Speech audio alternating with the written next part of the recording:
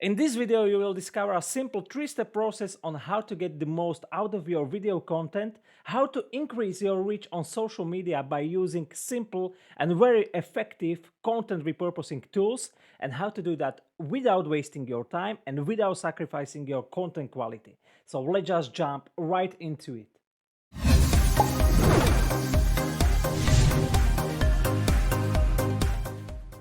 The first step is to get a transcription of your video.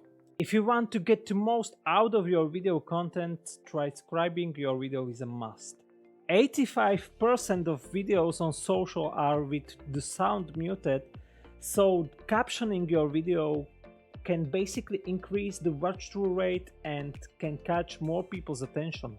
The second reason to caption your videos is that you can turn those captions into a blog post almost immediately. And the third reason is that YouTube can understand your content better if you upload your captions with your video, but also it has been proven that this can increase your average view duration of your videos, and that's always a good thing. If you think this is hard or time consuming, I have good news for you. You basically have two options. You can pay for it and outsource it completely to a transcription service like ref.com. Or you can use services like ContentFries or HappyScribe to generate your captions automatically for you. On the backend, these tools use very advanced speech-to-text, which is provided by Google. Even though it's not a replacement for human captions, it's very precise for English and countless of other languages. You will still need to correct some typos and incorrect sentences, but this can provide you with captions very fast, and this can save you so much time. The hybrid between those two is to use a tool like ContentFries and let your virtual assistant make the job for you. You will pay him way less this way because it is possible to make this done so much faster. After you finish your captions, you have your SRT file, which you can upload with your YouTube video, and you have a text for your blog post. Now we have our video in our content arsenal with our blog post, and let's continue. Second step is to chop up your video into shorter bits. Depending on the video's length, you can chop it up into multiple or dozens pieces of content. By doing this, you can get 3 to 10 additional pieces of content if your video is up to 10 minutes long. You can schedule these shorter bits on any platform you want, but this is important. Always think about context of that shorter bit and what you want to do with it. That means what will work on TikTok will not work on LinkedIn and so on. Do you want to use that shorter bits to bring traffic back to your primary content piece, or do you want to use them to get leads, to get more sales, to get more subscribers, or just to fill your content schedule? This is very important to think about before you hit the record button, so you create repurposable content that will serve you and that will serve your audience the way you want it to serve. The longer your video is, the higher its repurposing potential can be. So if you are recording your podcast on camera, or you are making webinars, live recordings, interviews, reviews and stuff like that, you can definitely use these videos as the source that you're gonna to repurpose. What's great about ContentFries is as soon as you have such content, you can repurpose it into shorter pieces of content just by drag and drop on the timeline. The timeline that allows you to do this is represented by the audio waveform. By simple drag and drop, you're able to chop out short pieces of content out of your primary content piece. You maybe heard the term pillar content. That's your primary piece of content in this case. In ContentFries, pillar content is a potato.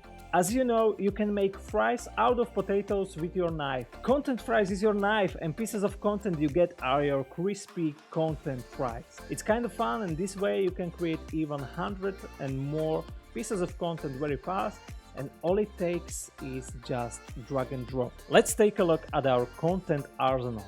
Now we have our primary video, blog post, and 5 to 10 short pieces of content we are going to use on social media. The next step is note your quote ideas. Now we can go back and skim through the transcription of our potato. If it is too long, we can skim through transcriptions of our fries we just created. Look at those transcriptions again, but from a different perspective. What we are looking for are quote ideas. This is the dip, this is the mayonnaise of your content. Nobody will eat that if that's your only content type, yet so many small content creators are just sharing inspirational quote cards and think it is sufficient. Bad news, it is not. Good news though, if you are recording videos, sometimes you say something that's a hidden gem. This can be repurposed into a very unique quote card because it's yours. But I'm not talking just about quotes here. You can go further in this process. Open up notes, screen through transcription and observe your thoughts. Sometimes you'll have an idea on how to turn some sentence into a quote card, or maybe into a completely different video, or into a drawing, carousel, mailing, ebook, or anything else. You know your stuff and you know what you meant by what you say. If you think you can process further on the topic, voila, you have new content piece or a content idea. You can use canva.com to turn your quote ideas into images or a carousel for social media. You can also use simple notes to create captions for your social media posts, emails for your subscribers, PDFs as lead magnets, blog posts, and so on. The only limit is your imagination and creativity. This is how to effectively multiplying your video into dozens of additional content pieces, which you can distribute across different platforms. By using this strategy, I usually get 10 to 20 pieces of content out of a 5 to 10 minute video. But I want to warn you, I'm not a social media guru or an expert. I'm just a regular guy who thinks that content creation is often done very ineffectively. It's tough for solopreneurs and small teams to catch up on the content production against big content creators which have content production teams at their disposal. I'm on a journey of making content distribution easy again. That's why I created ContentFries, and that's why I'm making content on my own or with my assistant's help. If you like this strategy, go to ContentFries.com and get your free trial account. Try how easy it is to follow this or a similar process with ContentFries. Don't forget to share your thoughts or process on how to make content for multiple platforms strategically and effectively. We are all practitioners, and this way we can inspire other people with interesting workflows and content creation tips, so don't hesitate to share your thoughts. Thank you for watching this video, and if you want to see more like this in the future, don't forget to hit that subscribe button and create your free ContentFries account at ContentFries.com, and I'll see you later.